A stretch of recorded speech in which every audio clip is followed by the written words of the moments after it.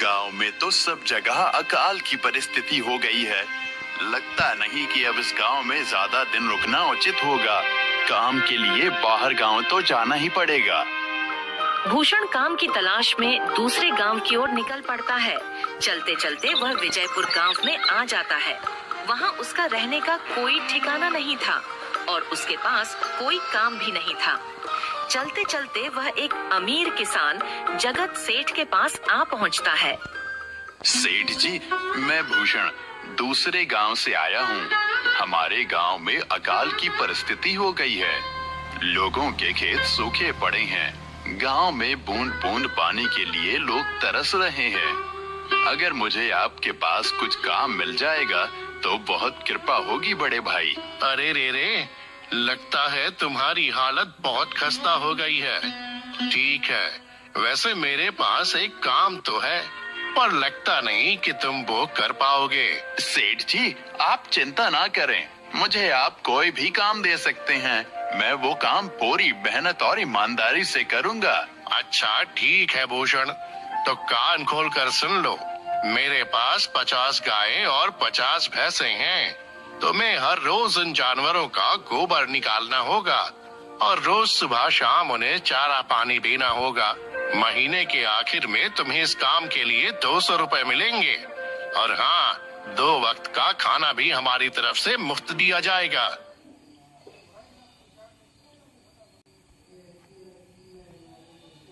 बोलो, क्या तुम ये काम कर पाओगे? अरे बाप रे, 50 गाय और भैंसों को संभालना आसान काम नहीं है, पर अब मैं कुछ कर भी तो नहीं सकता और ऊपर से सेठ जी 2 वक्त का खाना भी दे रहे हैं। ठीक है सेठ जी, मैं ये काम कर लूंगा, पर एक विनती है। हाँ बोलो भूषण, क्या बात है? सेठ जी, अगर आपको समस्या ना हो तो क्या मैं आपके गायों के साथ गौशाला में रह सकता हूँ? सेठ जी, मैं इस गांव में नया हूँ, मेरा रहने का कोई ठिकाना नहीं है। जग्गा सेठ थोड़ी देर तक सोचता है और भूषण को ऊपर से नीचे तक देखने के बाद उससे कहता है, ठीक है भूषण, तुम गौशाला में रह सकते हो। जी धन्यवाद सेठ जी। तब से भूषण गौशाला में रहकर अपना काम करने लगता है। वह रोज जल्दी उठकर गाय और भैंसों का गोबर निकालता, उन्हें चारा डालता और समय पर पानी भी पिलाता था। हर रोज भूषण अपना काम ईमानदारी और पूरी मेहनत से करता था। जगत सेठ को भी भूषण का काम बहुत पसंद आने लगा, क्योंकि वह अपना काम सफाई से करता था। एक दिन जगत सेठ भूषण को बुलाकर उससे बोलता है, भूषण, मुझे तुम्हारा काम बहुत पसंद आया है। तुम गाय और भैंसों का अच्छा ख्याल रख रहे हो, इसलिए दूध की गुणवत्ता भी बढ़ गई है और गायें पहले से ज्यादा दूध भी दे रही हैं। इसलिए मैं आज से तुम्हारी तनख्वाह बढ़ाकर पूरे 400 रुपए कर रहा हूँ। आपका बहुत बहुत धन्यवाद सेठ जी।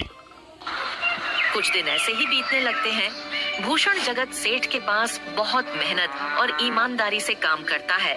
धीरे धीरे भूषण के पास अच्छा खासा रुपया जमा हो जाता है, जिससे वह अपने लिए छोटा सा रहने लायक एक कुटिया बनवा लेता है।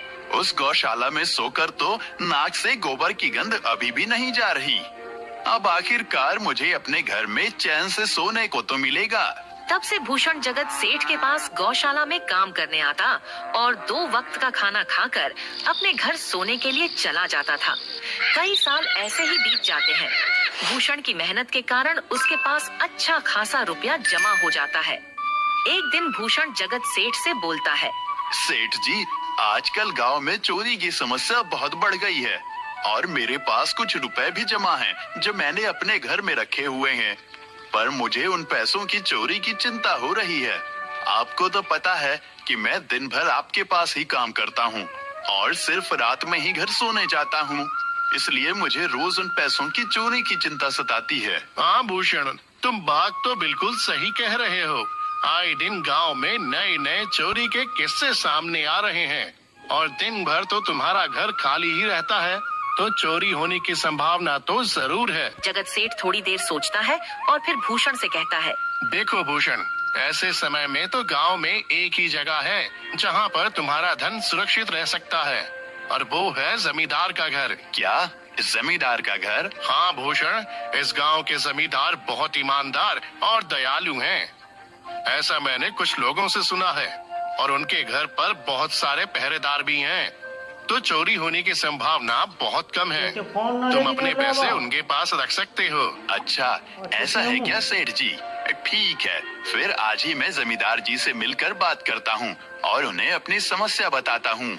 उस दिन भूषण जमींदार जी के घर उनसे बात करने जाता है। ए टूडको, कहाँ अंदर आए जा रहे हो? वहीं रुक जाओ। जी, मुझे जमींदार जी से मिलना है। मुझे उनसे कुछ काम है। क्या काम है तुमको उनसे?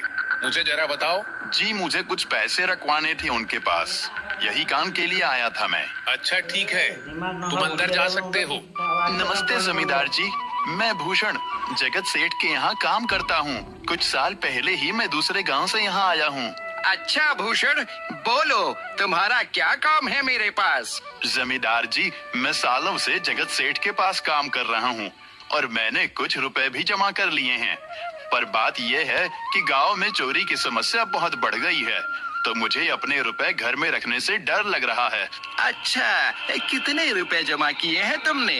जमींदार जी, यही कोई 5 से 6 हजार रुपए होंगे मेरे पास। वाह, ये तो बड़ी रकम है। मैंने आपकी ईमानदारी के बारे में लोगों से बहुत सुना है, इसलिए मैं अपनी रकम आपके पास कुछ वक्त के लिए रखने आया हूँ। हाँ भूषण, तुमने बिल्कुल सही सुना है। तुम्हारी रकम मेरे पास पूरी तरह से सुरक्षित रहेगी। तुम अब चिंता ही छोड़ दो, मैं सब देख लूंगा। भूषण अपने पैसों की थैली जमींदार को दे देता है। ये पूरे 5,800 रुपए हैं, आप गिनकर देख लीजिए। गिनने की क्या जरूरत है? तुम तो जगत सेठ के आदमी हो, मुझे तुम पर पूरा विश्वास है। जमींदार जी, आपका बहुत बहुत धन्यवाद। अब मुझे चोरों का कोई डर नहीं है, क्योंकि मेरे पैसे सुरक्षित हाथों में हैं। अरे भूषण, कोई बात नहीं, धन्यवाद तो मुझे बोलना चाहिए, जो तुम मेरे पास आए अपने रुपए रखने के लिए। भूषण अपने पैसे जमींदार को देकर अपने घर चला जाता है। Running a small business? Want to source products at a low cost? Trust me, use Alibaba and you won't regret it. चला जाता है। कहीं देख वैसे सेठ जी तो बहुत अच्छे इंसान हैं, पर सोच रहा हूँ कि खुद की जमीन लेकर उस पर मेहनत करूँ, तभी मैं बड़ा आदमी बन सकता हूँ। अब जो मेरे पास थोड़े कुछ पैसे हैं और जो जमींदार के पास कुछ पैसे संभालने के लिए दिए हैं, वो जमा करके थोड़ी जमीन खरीद लूंगा। आज ही जमींदार से मिलने जाता हूँ और अपने रुपए मांगता हूँ। ये सोचकर भूषण जमींदार जी के घर चला जाता है। जमींदार जी, मैं अपने रुपए वापस लेने आया हूँ। आपके पास मैंने 5,800 रुपए दिए थे संभालने के लिए। अरे भाई साहब, मैंने पहचाना नहीं आपको। वैसे कौन हो आप? अरे जमींदार जी, मैं भूषण हूँ। पिछले साल मैंने आपको पैसे संभालने के लिए दिए थे, याद आया कुछ? अरे भाई साहब, मेरे पास कितने सारे लोग आते जाते हैं पैसे रखने के लिए और सभी के साथ मेरा अच्छा व्यवहार होता है। वैसे आपके पास कोई कागजात हैं क्या? क्योंकि मैं हर व्यक्ति से कागज पर ही व्यवहार करता हूँ। किसने कितने पैसे दिए, किसके कितने पैसे रखे हैं, सबका व्यवहार रहता है मेरे पास। जमींदार जी, ये आप क्या बात कर रहे हैं? आपकी ईमानदारी देखकर ही मैंने आपको पैसे दिए थे संभालने के लिए, और आप अब ऐसी बातें कर रहे हैं। कृपया करके मेरे पैसे मुझे वापस कीजिए। हाँ भूषण, मैं ईमानदारी से ही काम करता हूँ, इसलिए तो तुमसे मैं डॉक्यूमेंट्स मांग रहा हूँ। क्या तुम्हें पता नहीं, जब तुम किसी से पैसों का व्यवहार करते हो तो तुम्हें स्टाम्प पेपर पर लिख कर देना पड़ता है। तुम किसी से भी पूछ सकते हो। नहीं जमींदार जी, मैं आपके पैर पड़ता हूँ, कृपया करके मेरे रुपए मुझे दे दीजिए। बड़ी मेहनत से मैंने वो पैसे जमा किए थे, मुझ पर ऐसा अन्याय ना करें। अरे क्या ये झूठ मूठ का रोना धोना लगाया है? लगता है तुम ढोंगी हो और मेरी ईमानदारी और भोलेपन का फायदा उठाकर मुझसे ये रुपए लेने आए हो। रुक, तुझे अभी सबक सिखाता हूँ। जमींदार अपने आदमियों को बुलाकर भूषण की पिटाई करने को कहता है। इसे तब तक मारो जब तक ये बेहोश ना हो जाए। इस 2 कौड़ी के आदमी ने मेरी ईमानदारी पर सवाल उठाया है, इसे छोड़ना मत। जमींदार के आदमी भूषण को डंडे से खूब मारते हैं। फिर भूषण दुखी होकर अपने घर चला जाता है। भूषण के शरीर पर घाव के निशान स्पष्ट दिखाई दे रहे थे। 2 दिन से भूषण घाव के दर्द के कारण जगत सेठ के घर काम के लिए नहीं जा पाता है। इसलिए अगले दिन जगत सेठ भूषण के पास आ जाते हैं। वह देखते हैं कि भूषण खाट पर सो रहा है और वह बड़ा ही चिंता में नजर आ रहा है। भूषण भाई, तुम 2 दिन काम पर नहीं आए, क्या हुआ भाई? तबीयत ठीक है ना तुम्हारी? कुछ समस्या है क्या? अरे सेठ जी, आप खुद यहाँ आए हो। आप खबर भिजवाते तो मैं खुद चला आता। अरे भूषण, कोई बात नहीं, तुम्हें देखकर लगता है तुम बीमार हो। क्या हुआ है तुम्हें? जगत सेठ, क्या बताऊं, जिस जमींदार के पास पिछले साल मैंने अपने पैसे संभालने को दिए थे, वो आज मुझे पैसे वापस नहीं करना चाहता। वो बहुत लालची इंसान है, वो लोगों को ठग रहा है। और जब मैंने बाद में गिड़गिड़ाना शुरू किया तो उसने डंडे से मार मार कर मेरी पिटाई करवा दी और मुझे वहाँ से धक्के मार कर निकाल दिया। अरे बाप रे, ये तो बड़ा ही गंभीर विषय है। मैंने तो जमींदार के बारे में अच्छा ही सुना था, पर मुझे भी नहीं पता था कि वो इंसान इतना गिरा हुआ है। तभी मैं सोचूं, हर साल उसकी संपत्ति इतनी ज्यादा कैसे बढ़ रही है। मुझे माफ कर दो भूषण, मैंने ही तुम्हें जमींदार के पास जाने को बोला था। गलती तो मेरी भी है। नहीं जगत सेठ, आप तो मेरा अच्छा ही सोच रहे थे। ये तो उस जमींदार का लालच है। अब लगता नहीं मेरे पैसे उस जमींदार से वापस मिलेंगे भी। भूषण, मेरे पास एक तरकीब है जिससे मैं तुम्हारे पैसे तुम्हें वापस दिला सकता हूँ। जगत सेठ भूषण के कान में सारी तरकीब बताता है। ठीक है सेठ जी, हे ऊपर वाले, ये तरकीब कामयाब होने दीजिए। अगले दिन जगत सेठ बहुत सारे पैसों को एक सूटकेस में भरकर खुद जमींदार के घर जाता है। अरे जगत सेठ, आज आप खुद यहाँ? बोलो भाई, इस गरीब के घर कैसे आना हुआ? हमारा तो ये सौभाग्य है कि आप जैसे धनी आदमी के चरण हमारे घर में लगे हैं। नमस्ते जमींदार जी। अरे जमींदार जी, आप तो मुझे अब लज्जित कर रहे हैं।